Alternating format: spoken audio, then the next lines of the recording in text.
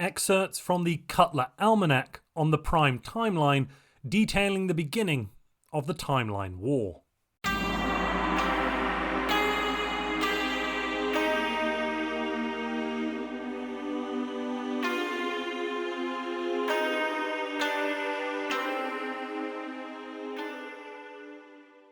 In a less than auspicious start to 2315, Earth and Swordfish Cove were bombed. The legal Codronite branch offices on both planets were completely destroyed in the bombings, putting the Codronites in uproar over the cessation of legal crime. Action was demanded from the Ministry, who launched an immediate investigation into the unsanctioned bombings. The Codronites would not calm down though, not for years. The Ministry of Timelines Councillor of Tech Acquisition, Jose Aguilera, passed away peacefully in his sleep the same year at the age of 97. The Ministry Council honoured his legacy by sending his body into space, the final frontier that he loved exploring. "May he rest in peace with the stars, doing what he loves," said Chief Councillor Feng He. Aguilera's body was launched into Codronite space the morning after the funeral. The Codronites, however, were less than amused at the firing of a dead body towards them. "Who knows what kind of pathogens an old deceased human might be carrying," said Vice President of the Codronite cartel, who considered the action biological warfare and a clear violation of the Space Neva Convention. Feng He claimed not to remember signing the convention and said that sending the body of one of their council members was considered a very honourable gift to receive. The Codronites insisted that the Ministry of Timelines was present in Space Neva when they all signed the agreement.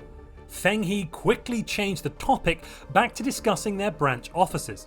Thankfully, the diplomatic snafu had no impact on Ministry of Timelines Codronite relations going forwards. In order to respond to the attack on Swordfish Cove, research began on creating artificial tears in 2316. The fight must be taken into the timeline of the other ministry.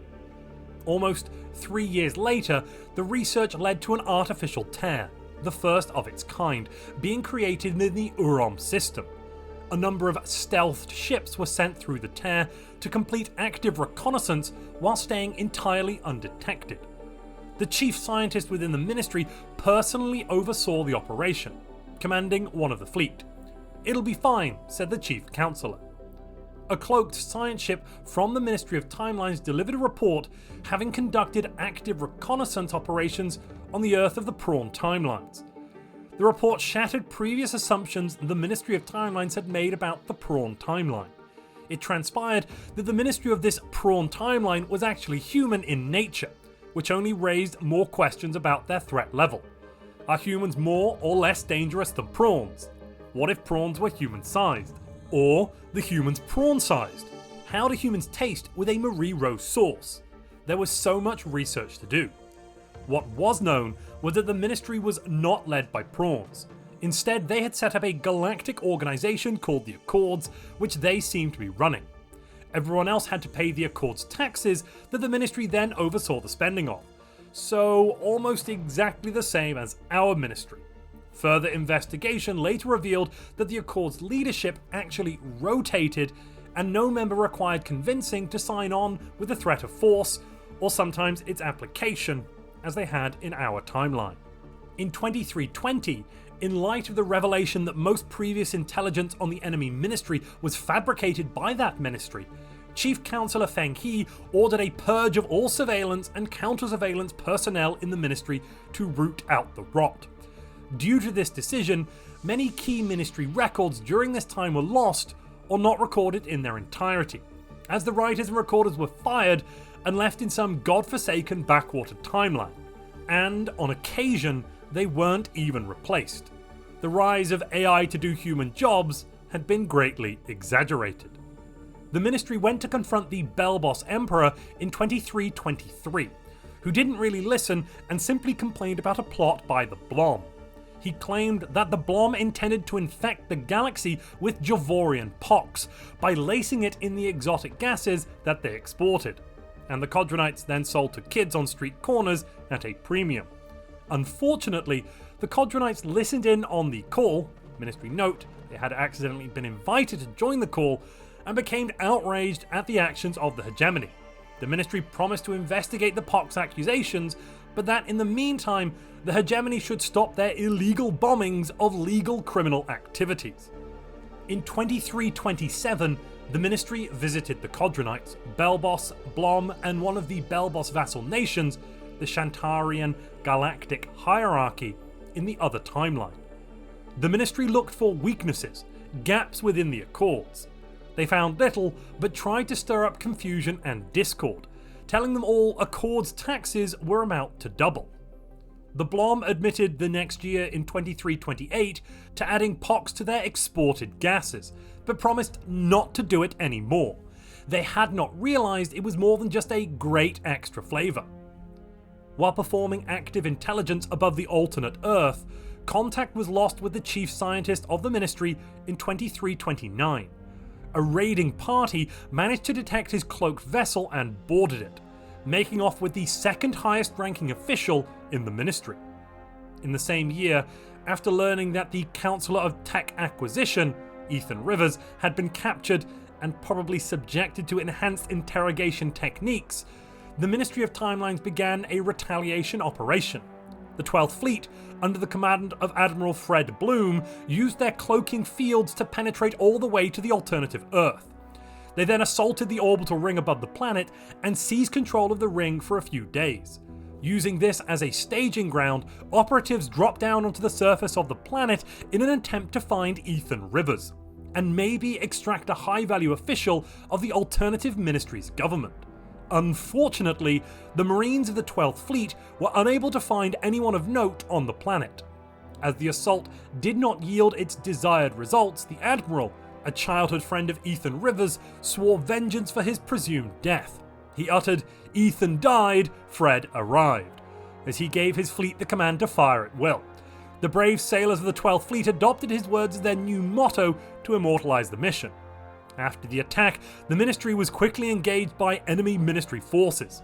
The fleet fled, performing an emergency FTL retreat to escape back to the Tear in the alternate Urom. With the revelation that the alternative ministry had in fact killed Ethan Waters after brutal torture and presumed interrogation, Chief Counselor Feng He launched a retaliatory strike in 2332. The fleets of the ministry were sent through the Urom Tear to occupy the alternative Urom system. Enemy fleets quickly deployed to the system, and there ensued fierce fighting. Boom, blam, zap. A year later, the ministry decloaked an advanced fleet of corvettes and frigates in the alternative Belbos system without revealing to the natives that they were not from their timeline. They occupied the starbase and began bombarding the alternative hegemony capital from orbit. In their false flag attack, leaflets rained down detailing the new taxation regime of the Accords Galactic Organization, which would be very, very punitive. Get angry, people. He dead. And that's not me putting on a culturally inappropriate accent, but the announcement that in the autumn of 2333, Chief Counselor Feng He was dead. In the new election, scientist Otto von Boyen took charge in this time of war. He immediately delegated all war-based decisions to the Minister of Defense.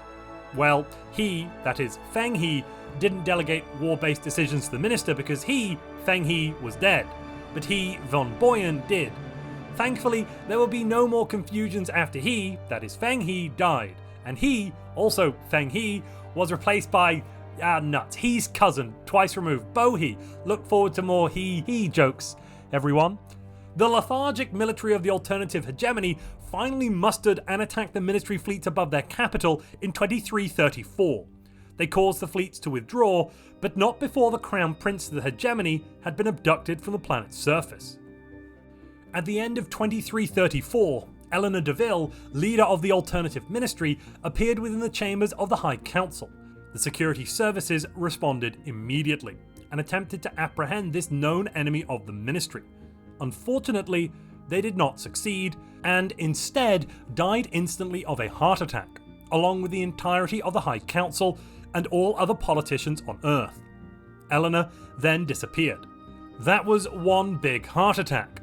Or maybe it was lots of little ones. Ministry notes are unusually ambiguous about this detail.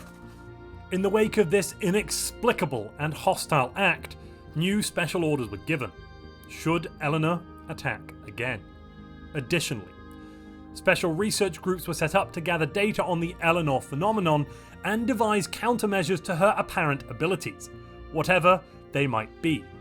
The God Hunter Division was established. A new High Council was hastily assembled, elections not being held owing to the urgency. Chief Councillor Long Zhang took office. The new Chief Councillor, Long Zhang, announced a renewed offensive into enemy space in 2335, in response to the assassination of the entire Ministry leadership.